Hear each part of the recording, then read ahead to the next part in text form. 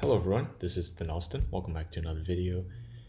Today I'm here with something that's a little bit different. Instead of doing my regular Rebirth of the Night content or Bed Wars content, this is unique. You might be able to tell because I have my face cam on, my mic quality is terrible, and yeah.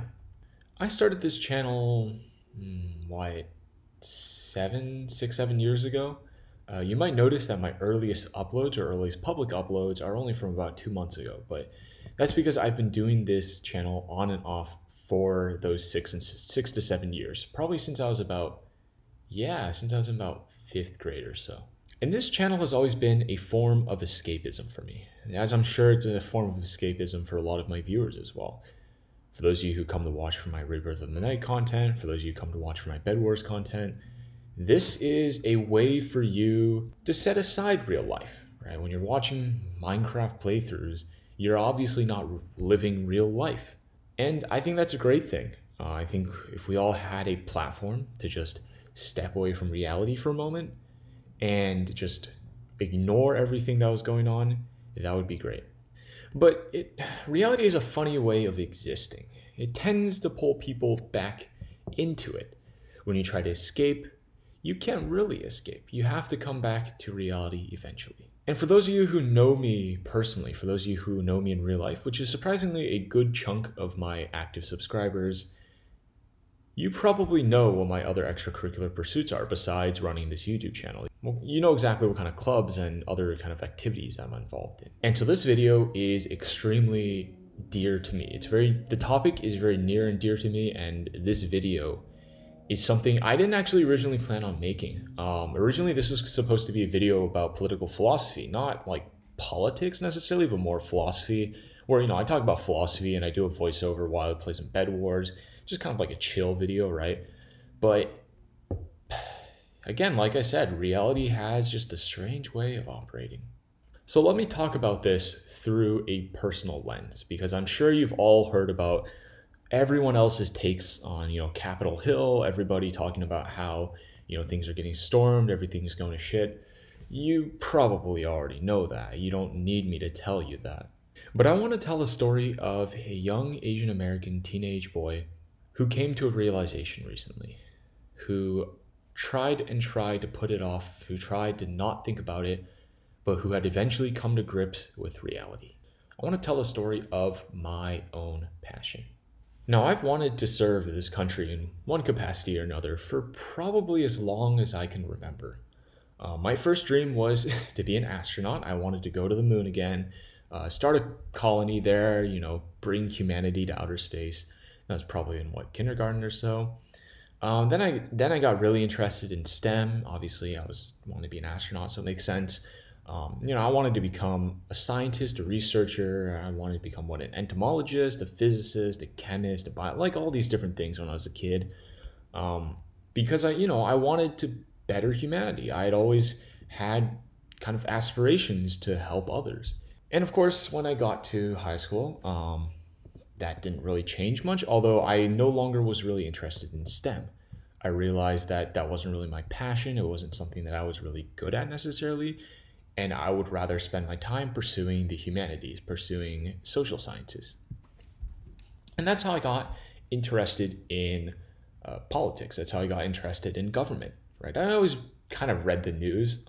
My parents were those types that would play NPR in the car on the drive from, like the house to the piano lessons and back, right? I was that kind of kid, and raised by the library, all that stuff. So I'd always been somewhat well acquainted with politics and with government and all that, but I'd never really taken an interest in it until I got to high school. And here's the thing. I've wanted to go into politics since then. I've really, really wanted to. I wanted to become a politician, not because I wanted to become a taxpayer dollar leech, not because I didn't want to get a real job, but because I truly felt like my life's calling was to serve people, was to act in that capacity, essentially. I've been involved in a lot of community welfare programs, I guess you could say, volunteering. I started a nonprofit during the pandemic to help people with young students who needed extra help. And, I've always really been interested in this kind of stuff, and philosophy and politics and economics and governance, all of those things have really been interesting subjects to me. I really love to study how people work. And in a way, it's because I thought I owed this country something, that I needed to give back in a way. Right? My parents are immigrants, I should say, not were. They are immigrants. They came to the United States. They found their opportunities, and they made a home for me and my siblings. And I couldn't be more grateful for the opportunities that have been afforded to me by my birth. So I always felt like, you know what? I need to do something, right, to help out, to be a part, to be an upstanding citizen, if you will. But here's the thing. Here's the realization that I've come to as I observe our governance, as I observe our politics over the past few months. And this is something that pains me to say. This is really something that pains me to say. As a sophomore, I truly believed in the American dream. I truly believed that anybody with enough hard work could really make it. But this is something that I've realized over the past few years. This is something that I've seen. And again, this pains me to say. This is not something that is easy. But you owe this country nothing. You don't. Now, let me clarify what I mean by that. I don't mean that you don't owe your family, that you don't owe your friends, that you don't owe even your community nothing. If you are fortunate enough to be in a spot where you have the leisure time to watch a 17-year-old kid on YouTube, then you should definitely be thankful for your community and for all the opportunities afforded to you by those around you. But you owe nothing. You owe nothing to the corrupt leaders and systems of this nation. Nothing. You owe them nothing. You should give them nothing. You are not their property. I've seen people close to me, those who are really interested in politics, like me as well, who dedicate their entire high school life essentially to politics. And I respect that. I know people who have their passions. Some people have passions for biology, for chemistry. Others have passion for economics and history and maybe even politics. But here's the thing. You're throwing your life away. You really are. And I'm saying this as someone who has been passionate about politics, who's been passionate about governance. And I don't mean that you should become apathetic or that you should no longer care about politics. I don't mean that if you're interested in government and working, to better the lives of those around you through a government post, I'm not saying that you should give those up. I still plan on becoming a politician, although this video might tank any of those future prospects. But you should not dedicate your life and not throw away your life worrying about those who care nothing about you. I see so many of those people who are interested in politics who actually suffer real emotional trauma from being so invested and then being betrayed. And then feeling like they've been backstabbed by those who they support. Reading about corruption, reading about bribery, reading about how little any lawmakers actually give a fuck about COVID. I've seen people get shattered by this kind of stuff.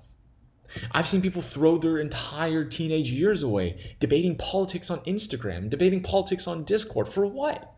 Well, who are you debating? Whose mind are you trying to change? But your own. You're trying to justify to yourself that this is a worthwhile use of your time. Well, I'm here to tell you it's not. In a country where journalists are routinely beat up in the streets as if this is some third world war zone. In a country where we're not even sure whether or not someone who has a different skin color will be offered the same protections as someone of a majority race. Why? I ask you, why? Why do you give so much? Why do you sacrifice so much of your life for something that does not care about you, that does not see you, that does not understand you, that frankly will never hear you? If there's anything that the past day, I should say, and then really the past few months and even years at this point, has showed me, it's that democracy is dead. And frankly, that it was never alive in the first place. That we the people never really controlled this country. This is not something that's easy for me to say. I've always been a big proponent of being an active citizen, of voting, of advocating, of activism, and all those different things. And I still support that. I still stand by that.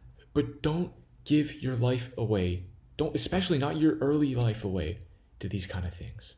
Take that energy and give it back to your community. Give it back to those who care about you, to those who see you, to those who have lifted you up, to those who might be less fortunate. Because those are the people that will appreciate your effort. Those are the people that will feel gratitude, that will feel respected by what you do. Really, I don't know what else to say. This is not easy for me to say. This is something that goes against everything I've believed for the past 16, 17 years of my life. But it is something that I felt like I needed to share, especially with those who watch me and know me, those who are truly passionate about governance, about politics.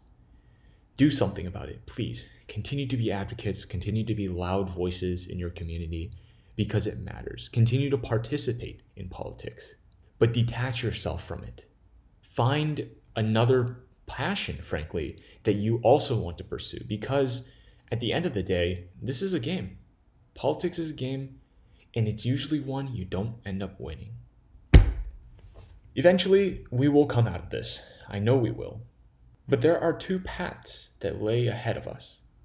The first one is that we come out as a unified, scarred and broken, but unified country, much like we did after Reconstruction. Flawed, deeply flawed, I should say, but at least in one piece. Or we may come out of this no longer a nation, no longer a unified collection of states working to better the rights of their citizens. Perhaps that might be reality. Regardless of what happens within the next few weeks and the next few months and potentially the next few years, don't become emotionally invested in it, please. I beg you. And for those of you whose lives depend on the policies that are made, keep fighting the good fight. I know that this matters to you, and I'm not directing this video towards you. If you're feeling anger at the way that our current systems are playing out, that's completely understandable. I want you to continue feeling that anger. I want you to channel that towards action. But please, don't feel shattered. Don't feel sad. All right? Don't emotionally invest a single smidge more than you absolutely need to. Because again, this is not a game that cares about you. This is not a country that cares about you. Remember those who do care about you. Remember those who brought you up from where you are. Your family, your community, your support circle. Because those are the people that make America great. You owe those people things, but you do not owe this country or its systems anything. All right, that's all I have to say on the matter. I don't want to drag this video on for too long. I know a lot of you are very busy. A lot of you are probably quite in shock after today's events. And especially to those of my friends in DC, stay safe. My heart goes out to you. But until next time, I hope you guys have a wonderful day. Bye-bye.